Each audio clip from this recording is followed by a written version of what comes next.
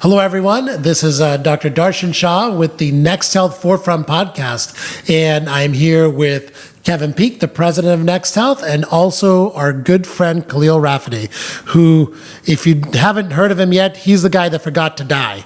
It's the title of the book. Exactly, yeah. We're going to talk all about your book. Cool. But Khalil is the CEO of SunLife Organics, which is an extremely successful organic beverage and food company here in Los Angeles. We'll learn all about that. It's one of my favorites. It's our go-to. We're actually drinking the water right now. I try to have a little bit of SunLife every day in my life. Shameless promotion. Yeah, exactly. And we're going to talk all about your incredible life from your youth, where you were on drugs and just had an incredibly hard life, I would say, and then you totally transformed yourself into who you are today, which is this incredibly successful entrepreneur who continues to follow the health and wellness journey and be an example to many people. So thank you so much for being here. Thank you. My pleasure. I love this place. Yeah. I love this place from before it opened. I used to come and try to open up the door, and then Kevin would see me and he'd come over and he'd open up the door and he'd let me come in, and we would look at the walls, and you could just tell it was going to be something absolutely incredible. And then we realized very quickly that we knew each other from 15 years ago when we were taking acting classes, which is what we were just talking about. It's so incredible. Cool. It's incredible. And here we are. Right. Such a small world. Yeah. Right? It's just so beautiful. It's a small world, but the people that are supposed to get together. I mean, you mentioned Greer. She ended up working at SunLife. No way. Yeah.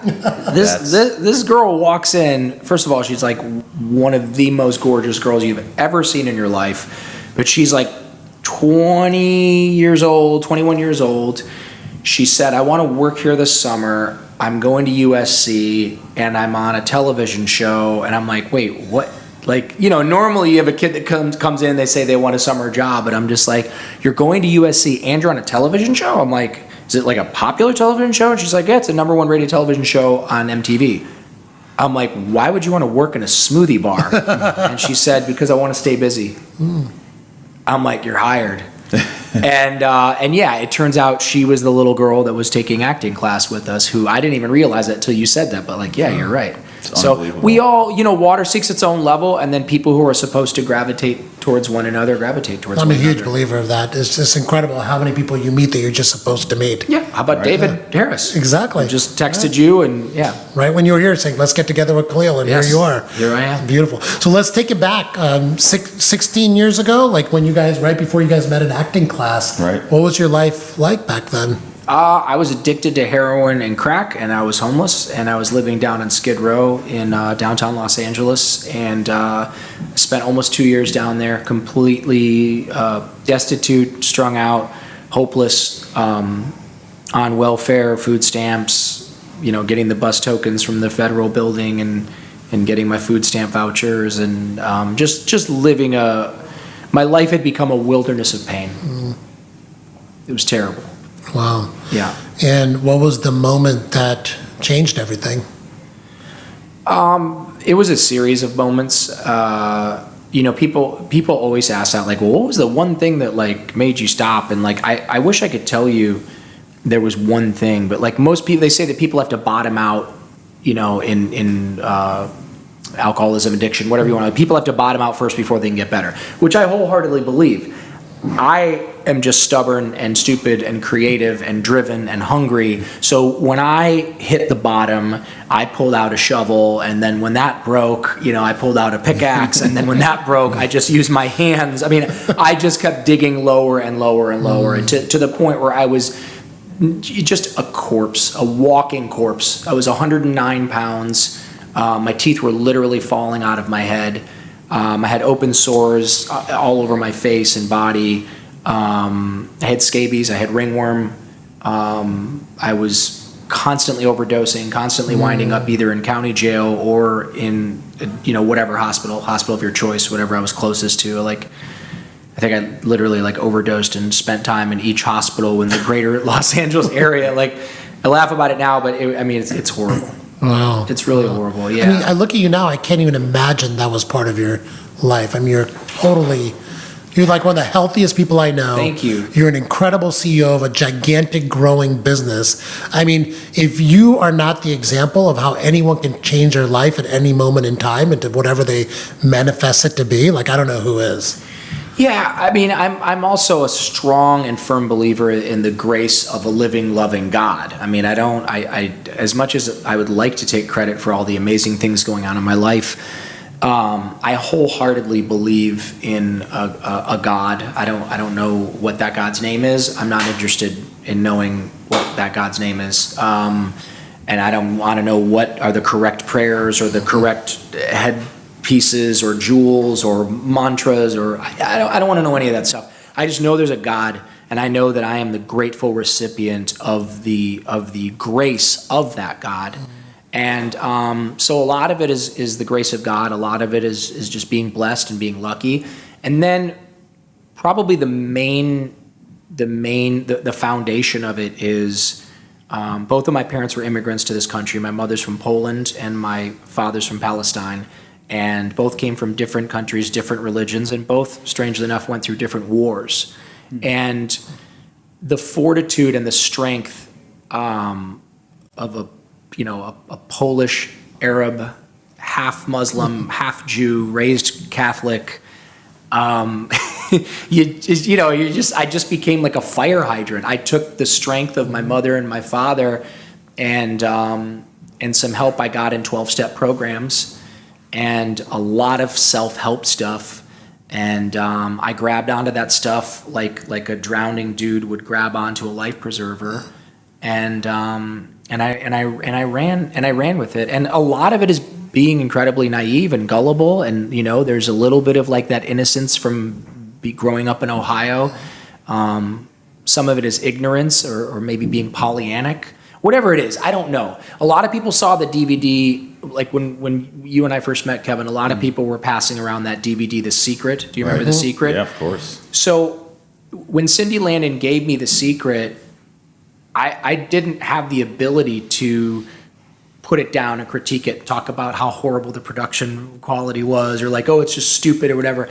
I got The Secret, and I just assumed, because it was coming from Cindy Landon, who was just this beautiful, amazing, loving woman, that it was the truth and it was the end all be all. So I put in the DVD and I watched it, and I must have watched it 100 times.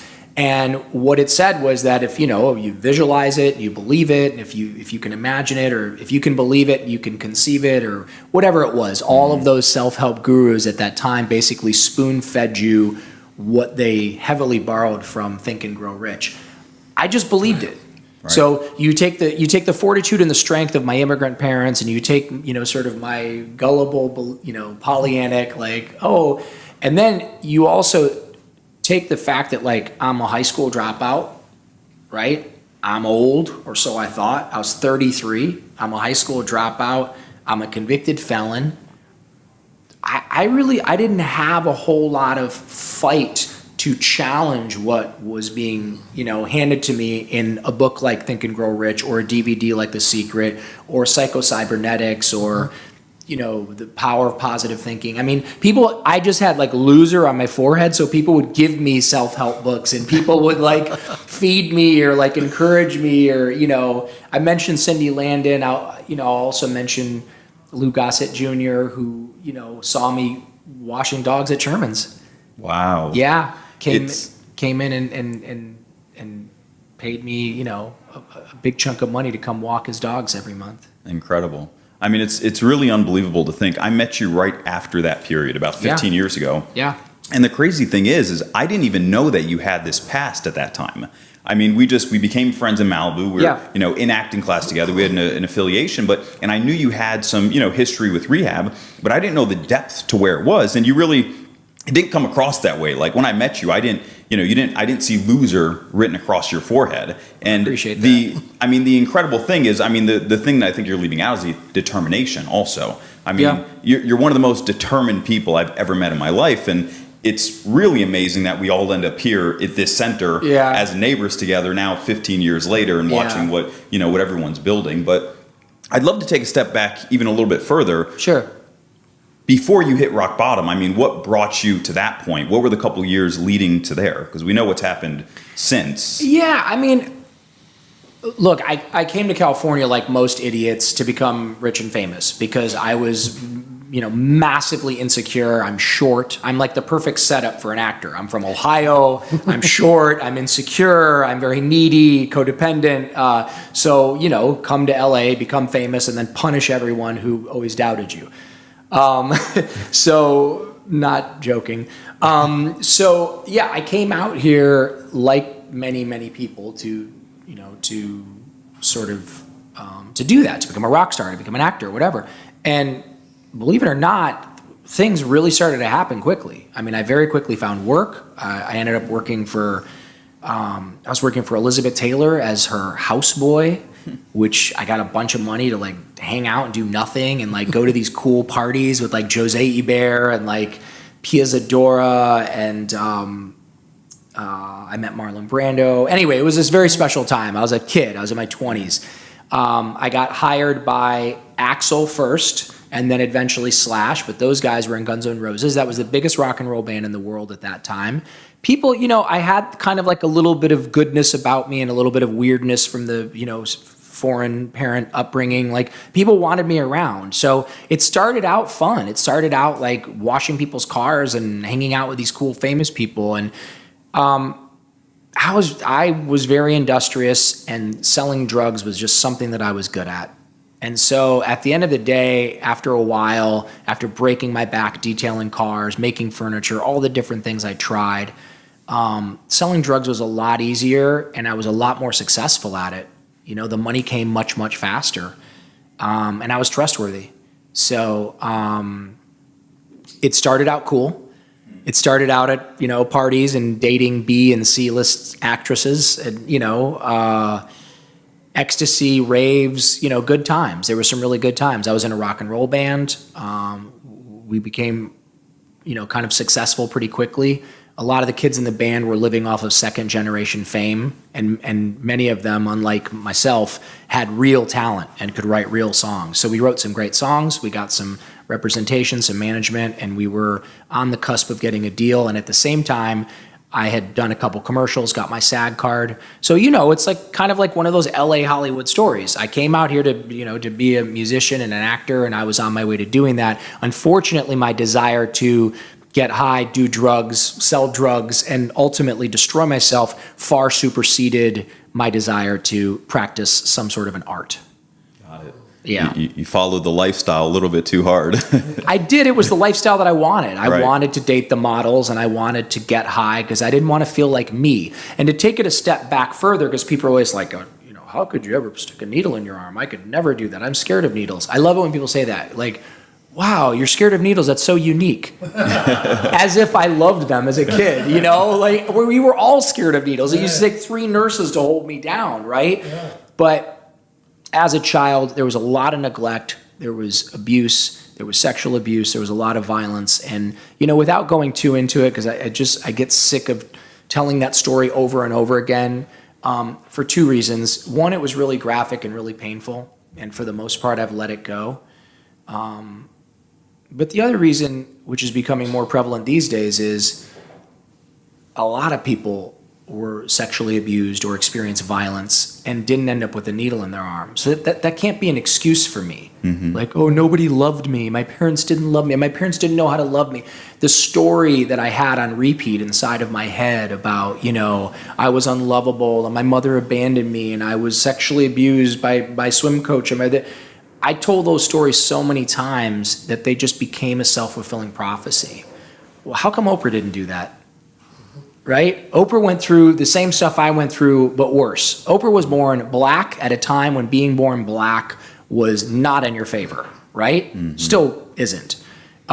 She was overweight. She struggled, with an unloving family. I think she was raped by her own uncle. And I don't want to speak out of turn, but I know she was raped by somebody in her family. Yeah. So when I saw that documentary on her, it made me shudder. I thought to myself, you have no excuse. Like, how dare you? This woman went through as much, if not worse, and has gone on to positively impact and affect 1 billion people on this planet. And you're going to sit here and cry about your sad story of getting molested when you were a kid? It's stupid. Let it go. Go do something. Go become the man that God intended you to be. So kind of going backwards, horrible childhood, insecure, and seeking all of the wrong type of things, that I thought were going to fix me. I wanted fame. I wanted money. I wanted, power, all that, stuff that is so readily available out here in Los Angeles. And what I wound up with, ultimately, after the raves and the fun and the B and C list actresses and the parties and the rock stars, ultimately what I ended up with was being a homeless convicted felon living on Skid Row with nowhere to go and no one that could help me. And every bridge that had ever been extended to me, I burned to the ground and was hopeless, absolutely without hope. Wow. Yeah. What a story. And then here you are, totally different now. And there must have been 2 or 3 things that helped you kind of climb out of that. I know you said you latched onto self-help books and The Secret, and those all speak to me because I believe in a lot of those, and I use a lot of those throughout my career as well. But then making your juices and making your smoothies was another big part of that, I remember from your book. So how did that come into existence? My mom was always really into health food, so I was opposed to it.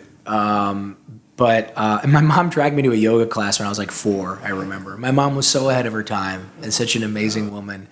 My friend Sean really, probably the main guy that, because after, getting sober and like not having where to go, and this dude in Malibu, Barron, let me stay up at his place, I had no money and I had no food. And my friend Sean, who felt sorry for me, was coming up and bringing raw macadamia nuts, raw almond butter.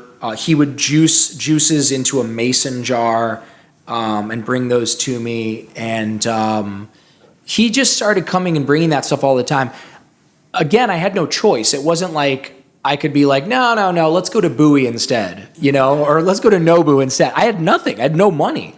It was eat the government cheese that was in this biker dude's house that was letting me stay there. Eat the government cheese with the Wonder Bread and take some powdered Gatorade mix with tap water, or drink these juices. And I didn't want to drink the juices because it tasted gross, but I drank the juices and man, I felt good, and I started going to the bathroom a lot. And I'm like, after he would leave me these bags of goji berries and raw cacao beans and raw cashew and I would eat that stuff and I could literally feel the life force going into me. Now, if you take a normal person, if you take one of these guys and you hand them some goji berries, you hand them some whatever, they may not feel that extreme surge of energy that I did because they're relatively healthy.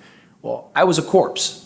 When they weighed me at Pasadena Recovery Center, I was 109 pounds. I'm 161 pounds now, and we can probably, figure out pretty good body fat ratio if you stuck me on one of your machines. In other words, I'm a pretty healthy dude, right? So 50 pounds ago, when I put that stuff, he was bringing me alkaline water, strangely enough. No one had even heard of it at the time. He was bringing me goji berries. We're talking, 15 years ago. No one had heard of goji berries at that time. He was bringing me coconuts and then cracking them open that he was buying in downtown LA for like $3.50 a case. $3.50 a case at these Asian markets down there, wholesale Asian markets. And he's driving his little Volkswagen bus and cracking open these coconuts, giving them to me. I would drink them. I swear to God, it felt like drugs. It felt like the greatest thing ever.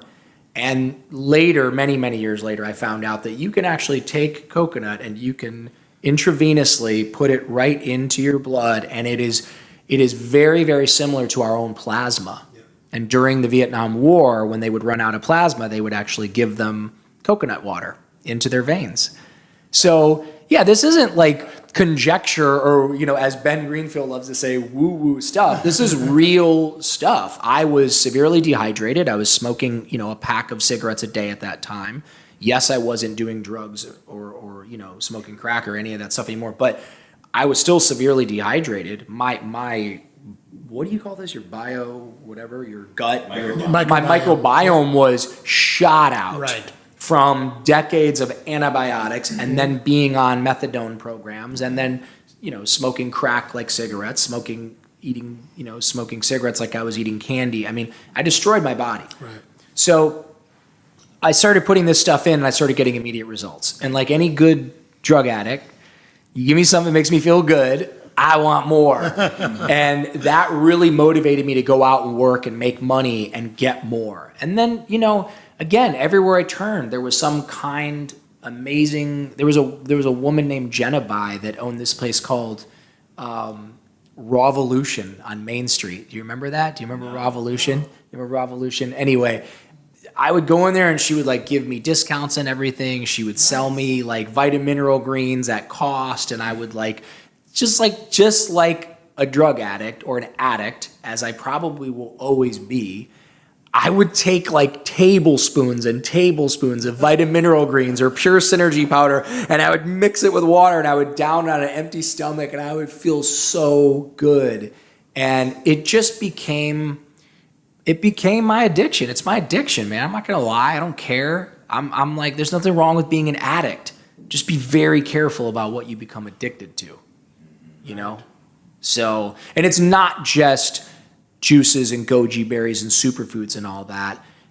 Keep in mind, I was also hanging out at the Self-Realization Fellowship every Sunday without fail. I was hanging out at the Hare Krishna temple every Sunday, late afternoon, early evening without fail. I was driving over to the Hindu temple in Malibu Canyon, and I don't know what was going on there. I mean, these dudes were pouring like this, like, to look like dirty water, and then they would have you put it on your head, and then they would have you like drink it or whatever. And I was having like these mystical experiences. I would go and I would just literally just on all fours, I would lay my belly on the cool, I think it's marble there, and I would lay in front of these statues, and I would just, even if I just said God, God, God, God, God, God, just saying God over and over again, I would chant Hare Krishna at the Hare Krishna temples. During 12-step retreats, I would do confessions with a priest. Wow. So it wasn't just superfoods and drugs, and it wasn't just health. It was reaching towards my divinity was an addiction as well. And then made a couple bucks. I started, I got that job. Lou Gossett gave me that job, started paying me $500 a month. And then Cindy Landon gave me a little side work. Sherman was giving me money. Someone turned me on to buying bullion at California Numismatics Metals. I had a kid in a 12-step program that was like, dude, don't buy $200 jeans. Go buy some gold. It's going to go up. Now, again, I'm so naive and so whatever. I'm like, I'm going to buy gold and it's going to go up. Well, we all know what happened to gold in 2004, 2005. This is the time frame, right? Yeah. So all of a sudden, like, I'm working 4 jobs. I'm working for Lou Gossett. Remember Pietra, the woman with the big Hummer that said Jesus saves on the back? She's paying me like $40 an hour to like, I was a manny for her boys at Broad Beach. I would take them boogie boarding every day. And every Friday I would take all the money and I would race to California Numismatics Metals and I would buy bullion. And that way I wouldn't spend it. So the different types of wealth, the health, the spiritual, mental, emotional, the financial, because there's all kinds of different types of health, right? Yeah. I became addicted to health. Amazing. What a great way of putting it. Like, there's all these different kinds of health, whether it's money, spiritual health, physical health. Yeah. You became addicted to all of that. I did. Yeah. I think the danger with men in particular is when we become addicted to one and we mistake it for all the others. That's true. So you made $1 billion, but all your kids are in rehab because you didn't pay attention to them. Right. I don't ever want to be that guy. Yeah. I don't ever want to be that guy. I'd rather make $100 million and have my kids love me. Yeah. You said it's so interesting how you replaced the drug addiction with health and wealth and life addiction, basically. And I think it's powerful for other people out there who are addicted to realize that having an addictive personality is not something bad or wrong or something you need to beat out of yourself. It's just something that you can embrace and know that this is just part of you. And then how do you actually turn it into an advantage instead of a detriment? Right? Yeah, most of the people are fascinated by the collection of super athletes and, you know, whatever. If you look on my Instagram, it looks like I'm a billionaire because I'm running around with all these amazing people in Saint-Tropez and Monaco and whatever. Like, again, I feed a lot of really cool people and I don't ask them for anything. And if you do that long enough, they will invite you along on some cool trips. So people are fascinated, but why is so-and-so friends with you? Or why is, you know, so-and-so friends with you? My guess is, and you know, I'm not a doctor, I don't have any empirical evidence of this, but my guess is my addiction and their, you know, they got addicted to riding waves, or they got addicted to making money, or they got addicted. Addiction is addiction. And I think we need to come up with a different word, but for right now, we'll just stick to addiction. When I look at a Michael Jordan or a Kobe Bryant or who's the guy that plays for us now in the Lakers, when I look at a LeBron, or let's take the Beatles for example, who, you know, were nobody and they were never going to go anywhere, and then they got hired to go to Germany and play in that shithole dungeon in the basement, and they had to play. I think they had to do 2 sets, and they were 4 hours each, and so they basically lived on Dexedrine, and they played 7 nights a week, and they didn't care because they just wanted to drink and have sex with the girls, right? They were addicts. They were all addicts. And I don't want to speak for LeBron James or speak for Michael Jordan, but something tells me if you're going to spend 4 hours a day, 6 hours a day, 8 hours a day, 10 hours a day, some of these people 12 hours a day practicing your craft, my guess is you're an addict. Right. That's my guess. And again, I don't want to speak for them, but like I have a friend who sat in his room 8 hours a day, 7 days a week, and practice guitar. And that's all he did. And I see that same dude now on stage with all these amazing big acts. I think addiction, first of all, I think we're all addicts in one way or another, right? But I think if you're truly an addict, yeah, stop beating yourself up.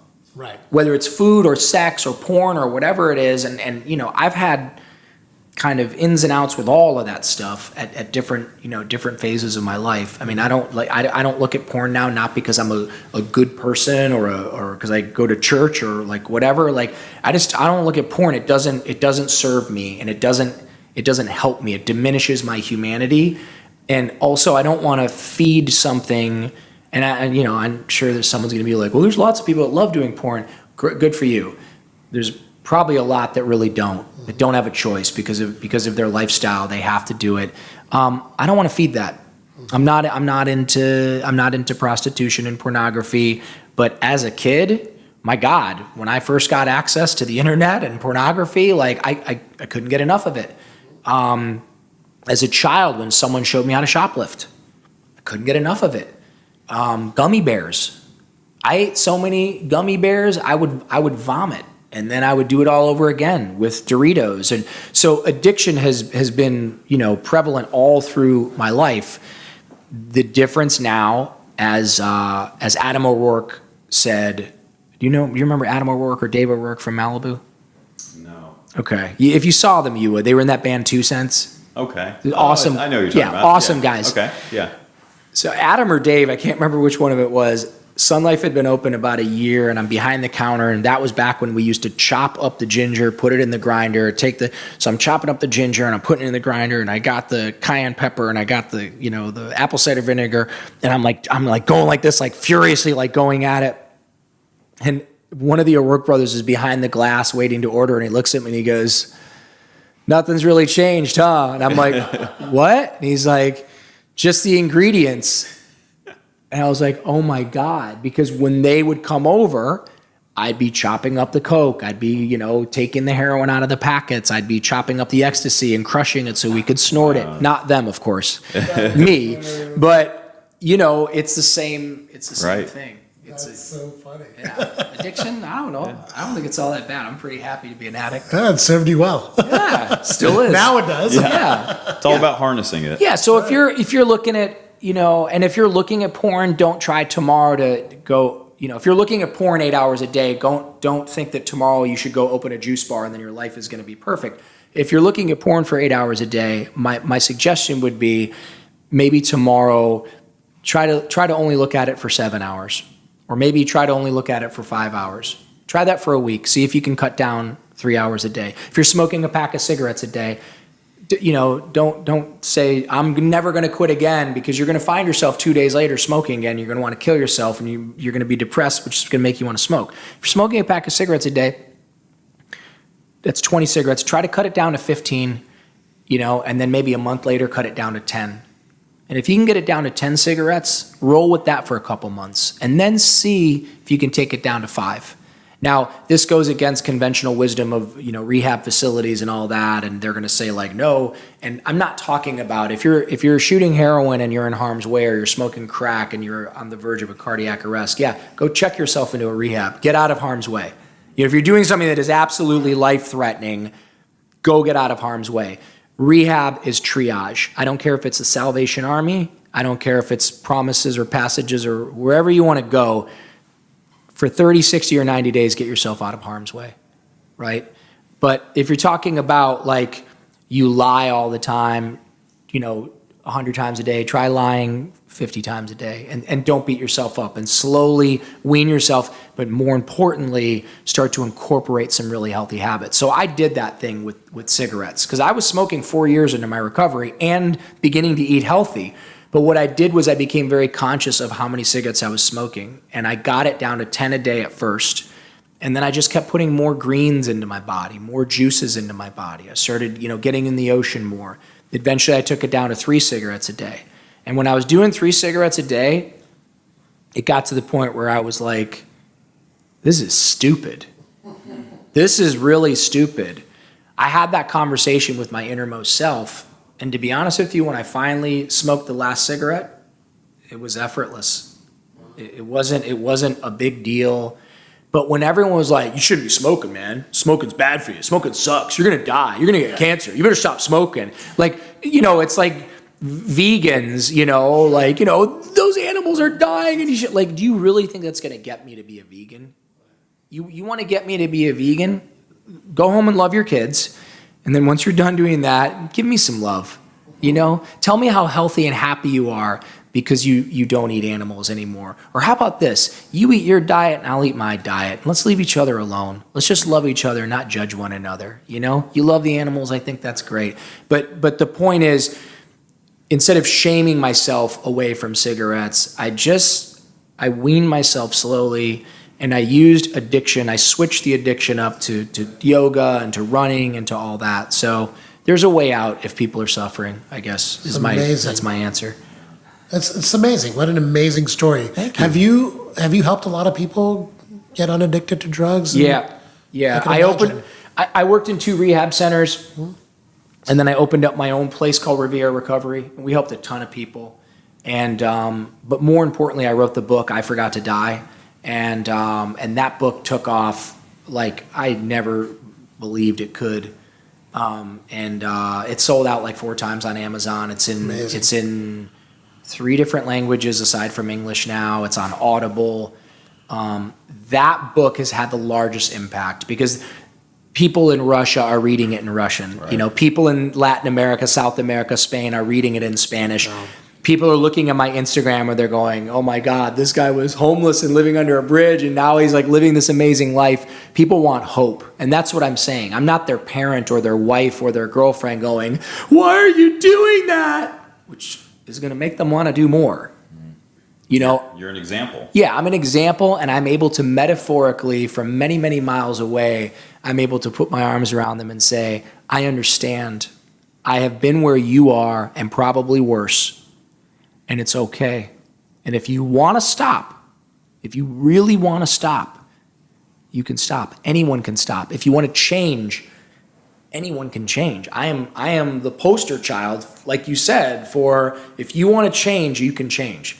Here's a question you got to ask yourself. And this is the part that people don't want to hear. Do you really want to change? And don't answer that so quickly. Because in my experience of working with hundreds and hundreds of addicts and alcoholics, most people will tell you they want to change. And most people don't want to change. What people want is their toys back. They want the law off their back. They want the life they had before they messed up their current life.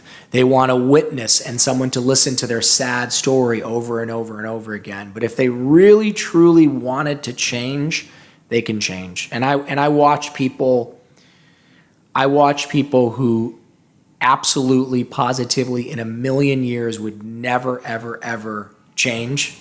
And I watch them change. And actually, those were the people that changed the most and stayed changed. Yeah. That's amazing. That's fantastic. So let's get back to SunLife, if you don't mind. I want to talk a little bit about the business. Love it. And what were your first 2 or 3 smoothies that you put out there? Wolverine's the OG. Wolverine is the one. Yeah, the Wolverine, when I was a kid and I was driving across the country, well, I was trafficking narcotics, but whatever. I would stop at these places called Stuckey's, and I loved Stuckey's because they had these date shakes. Right. And then eventually there was a place in the Vitamin Barn that started doing date shakes, and I loved them. And when Sean was giving me all these superfoods, I started adding stuff to that date shake at the Vitamin Barn. I started putting in raw cacao, I started putting in maca. None of this stuff was sold in stores at the time. No one knew about any of this stuff. This was very fringe stuff, 15, 16 years ago. Even 10 years ago, it really was not like, maca started getting big like a couple years ago, But anyway, I started adding all this stuff in, and then I was making them at home in my kitchen, and I was doing like these insane like bee pollen and royal jelly and putting all that stuff in. So that's the Wolverine. Why is it called the Wolverine? A lot of people think because I'm from Ohio and I'm a Michigan fan. I was going to say that was your drug dealer name that you converted over. No, I had some interesting drug dealer names, but that was not one of them. No, when I was a little kid, there was a movie called, of course I'm going to forget the name of the movie. I think it was called Red Dawn. There was a movie where the Russians had invaded. You remember in the early 70s, the Russians, we were all going to get invaded and, we were all going to have to be communists and work in labor camps. So when we were kids, right. I remember Red Dawn. Yeah, we were terrified of the Russians invading. So there was this amazing movie. I think Kurt Russell was in it, but he was like a kid. And the Russians invaded, and there was a group of kids that had to rescue all the adults because the kids didn't get captured. And they formed their group, and they called themselves Team Wolverine. They were the Wolverines, and they were going to go. Love it. And they went and they saved their parents, and they defeated the Russians. And that never left me. I always wanted to be a hero. I always wanted to help people or save people because I was so desperate for help, and I so desperately wanted to get saved. It took a long, long time, many, many, many decades for me to realize that the only one that was going to help me and the only one that was going to save me was myself. All right. That was a pivotal moment. We can talk about the overdoses in the county jail and all the things that happened to me, flatlining, whatever. The moment where I had to take full responsibility for myself was the moment my life changed forever. So, but anyway, Wolverine was one of the original recipes. Fountain of Youth. I'd say that's a great reason to make that Wolverine. I mean, that's a pretty powerful first smoothie right there. Thank you. Yeah. Amazing. Thank you. Fountain of Youth was a second. I was obsessed with resveratrol. Obsessed. Because this all of a sudden, this wasn't some weird shit that I was finding in Chinatown, right? This was some real shit that doctors were like, wait a second. This compound that we found in red grapes that we've isolated actually reverses changing. Right. And someone who was 33 and a high school dropout and a convicted felon who looked like a corpse, I was very, very interested in reversing my aging. All right. So I became obsessed with resveratrol. And I wish we could have tested you 16 years ago, because we just tested you recently. Yeah, we just did your telomere test. You don't mind me saying, I hope? No. But yeah, we did your telomere test, and the results were incredible. Yeah. Shocking. Which is unbelievable. I mean, what a testament to the human body. Yeah. Knowing what you've come, like this journey that you've been on just 16 years ago, on the verge of death. Yeah. To, at this point, you can never tell in a million years. I mean, sitting across from you, you look like one of the healthiest guys, handsome, charming, smart. You. I mean, it's amazing to think that the human body is capable of such change and such transformation. It's nothing shy of miraculous. I just told your girlfriend that I was 49, and she was like, no, you're not. I'm like, you're trying to be nice. And she's like, you are not 49. I'm like, I am every bit of 49. I don't feel it. Yeah. Your cells aren't. My cells aren't. I mean, according to the test, I'm in my 20s, right? Exactly. Yeah. So your telomeres are in your 20-year-old age. Yeah. I'm sure all the stuff I've been doing here at Next Health has probably drastically reduced that age, and the NAD and the vitamin drips and living in a juice bar, being properly hydrated. God only knows. I mean, the guy that I want to refer to you guys was asking me, well, what's like the one thing? I'm like, buddy, if I could answer that, I'd be a billionaire. There's never just one thing. No, it's never one thing. It's not one thing. It's a lifestyle, and it's not like, I told him a story about how when I get sick, I have this weird thing where, this is probably too much information, but if I'm sick, if I have like the flu, or if I'm getting the flu or I'm sick, which is very, very rare, very, very rare. In the last 15 years of being clean and sober, almost 16 years, I've been sick, real sick, like maybe 2 or 3 times. But if I feel like I'm about to get sick, right, I have this little protocol, which doesn't make sense to anybody but me, but whoever I'm dating at the time or whatever, I will send them off to get me a glass bottle Mexican Coca-Cola, a bag of salsa verde Doritos, and a D'Amore's pizza. That's I know it makes no sense, but the comfort in that, because those are like some of my favorite tasting, savory, salty, sweet, whatever. It's some of my favorite stuff. The joy that I get, I'm confident it's a placebo effect, but I will tell you, 9 out of 10 times, I do not get sick. If I feel it coming on heavy, like the swollen glands and the whatever, I hit the Doritos and I hit the pizza and I hit the glass bottle. I really wasn't expecting that to be what you were going to say. I was expecting this big health routine. You get the royal jelly, you go in. It's crazy. That's where the $1 billion bowl evolved from. But no, it's pizza and Doritos. But that's what I do every day. Right. I have that $1 billion bowl every day. Mm-hmm. I have royal jelly, collagen, silica. I have that stuff every single day, all day, and it's amazing, right? But when you feel shitty, when you feel like you're gonna get really sick, or you're like, or even if I go into a super bad depression, if it comes down to like, I was up at Kelly Slater's Wave Ranch, and everyone in the world wanted to go there 2 years ago, and Kelly was kind enough and nice enough to invite me up there, and everybody up there was like somebody super cool, and then there was me. And he was like, dude, you got to get out there and try it. And I'm like, no, I'm not a surfer. Like, he's like, no, you got to get out there. You got to try it. And by the way, it's like John Florence that had just won the world title, and Kelly, and like some other really cool people, and me. And I don't know how to surf. So I go in the back and I get my wetsuit on, and I come walking out, and this kid, John, who could not be like cuter and sweeter and nicer, he's in the hot tub, and I come walking out with my paddleboard, right? And he looks over at me and he's like, your wetsuit's on backwards. Oh, no. Which I don't know if anyone knows anything about wetsuits. I did not. I thought no big deal. Just take it off and you put it back on. You're too young to get this reference, but it was a Jerry Lewis movie. It was a Jerry Lewis movie. I fell down 20 times trying to take this wetsuit off and get the wetsuit back on. And then when I finally made it out into the water, I fell so many times that I ended up leaving in a huff with like a lump in my throat and like shaking and like tears in my eyes. And I went to In-N-Out Burger.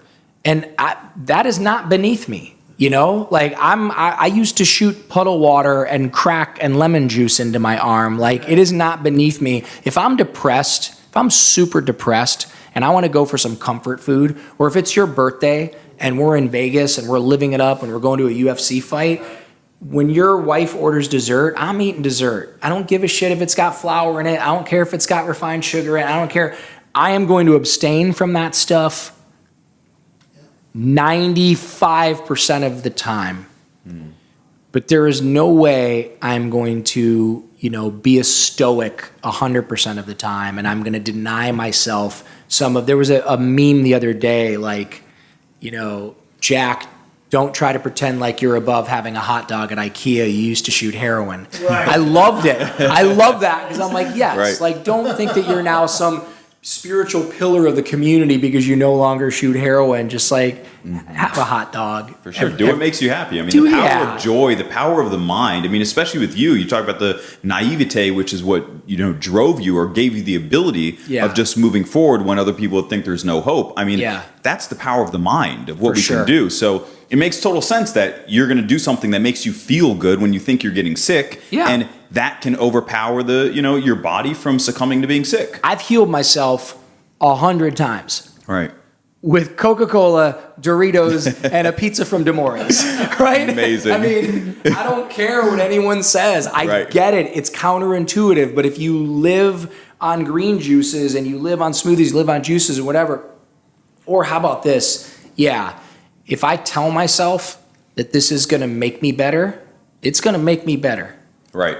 If I tell myself that I am unlovable, that I can't get ahead in life, that I'm a piece of shit, that I used to walk around, 12 years ago, 10 years ago, I used to walk around, I used to look at couples and they would walk by and I would go, I'm never going to have that.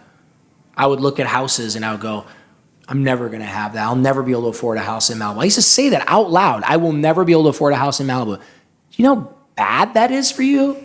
Sure. Limiting and gross. And then one day, Haley, my partner, she was like, why would you say that? How do you know?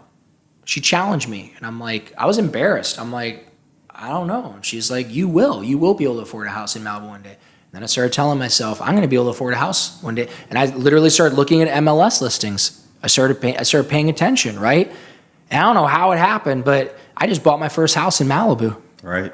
Yeah. It's amazing. It's amazing. It's the power of the secret. Yeah. The mind is the power of manifestation. We can do anything. We can do anything. If you couple it with good, healthy stuff. And I'm going to do some shameless self-promotion. But like, instead of going to whatever coffee shop and drinking whatever sugary with 23 teaspoons and high fructose corn syrup, like get to your local juice bar. Drink some juice every day, right? If you're lucky enough and you can afford it, get to a place like Next Health, or if you can, get to Next Health. Do some vitamin drips. Do some cryotherapy, right? Do some NAD if you can afford it. And watch your life really change. But like, we can do anything we want.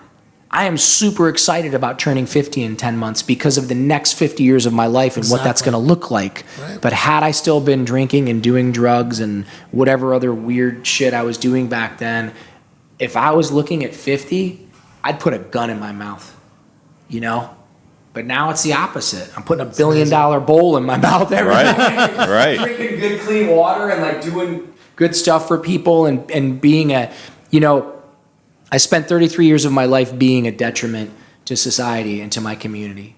And I've spent the last 15 years being an asset to society and to my community. I employ over 400 people now. It's amazing. Amazing. It's a dream. I'm living a dream. Love it. Yeah. Can we talk about that $1 billion bowl a little bit? Of course. That's my favorite thing on the planet to eat. So what's in it? I mean, it's so good and it's like, so good for you. It's just incredible. Like 45 grams of plant-based protein. There's collagen in there. I know it's a little contradictory, but whatever. I wanted to take the best of the best of the best of the best, blend it up, put it in a bowl, and eat it every day. So you got collagen, you've got silica, you've got the Four Sigmatic 10 mushroom blend, like the top 10 amazing. Yeah, I put that in there. We got raw cashew butter. There's lotus pollen, which I don't even know what lotus pollen is, but it tastes amazing. And it's great. Google it. I mean, lotus pollen is, Brad knows all about it. We got goji berries on top. We got raw cacao nibs in there. Pretty much everything in the store and then some. All goes into that bowl. All goes into that bowl. Amazing. Yeah, and because of Ben Greenfield, we now started putting the Brazil nuts to get the selenium. Well, I was doing that anyway, but Ben's like, well, dude, put it in mine. And I'm like, so we call Brad and we're switching the recipe up. But everything is in the $1 billion bowl. It's incredible. And what's your process? Because just today we experimented with one of your bowls, and I think you came up with a name here collectively that might stick, might not stick. But the Bali Bowl. The Bali Bowl, exactly. But and this happened a couple of times, and I see you through this process. Like, what is the process? Are you just constantly coming up and finding inspiration and just tinkering with new things that eventually make their way into the products? It never ends. It's an obsession. It's the same with spirituality and seeking God. It's the same with my fitness and trying out, now Ben's got me on some crazy workout routine where I work out as hard as I can, like I'm going to puke for 4 minutes of rest, and then I repeat that 4 times. I can't even get to the 4th time without like laying on the ground and my head spinning. But I've noticed my body changing. I'm always looking for the latest and greatest workout routine. I'm always looking for, you see me coming in here all the time, like, oh, what IV is that? What else can I do? And Darshan, what other tests can we do? Like, it's the quest for, look, there's never going to be perfection. Supposedly there was one guy that was perfect that lived a couple thousand years ago. I don't know. But for me, there's never going to be perfection. But as long as I continually keep striving towards perfection, then my life gets better and better and better and better. More energy, happier, more productive, more employees, contributing more to society, paying more taxes, being more of an asset to the community that we're in, meeting people like David, people like you, reacquainting with people like yourself, like-minded people, the Ben Greenfields of the world, or I can't wait to meet like Aubrey Marcus, or I got the chance to hang out with Tim Ferriss in Utah, and just awesome people doing awesome things. It seems like there's this whole new movement of it's not just like IVs and NAD and billion-dollar bowls, but what about brands like Buck Mason? What about brands like Viore, right? There's these amazing, cool brands that are coming up out of nowhere that are starting to eat away at the big guys that are thriving in these times when retail is dying. Brands like Outerknown, brands like Viore, brands like Buck Mason, brands like SunLife Organics, brands like Next Health. There's such an exciting time going on right now to be a part of that, and we're all coming together. We're all somehow coalescing into the future. We are the future. This is the future right here, right now. Grab on, come on in, man. Come jump in the cryo. Come to SunLife and drink a smoothie. Come do an IV. Come, let's get weird, man. Let's build a future. Right. So you are a certified biohacker now. I mean, you're incredible as far as how much you've delved into the knowledge of everything health and what's out there, what's the future.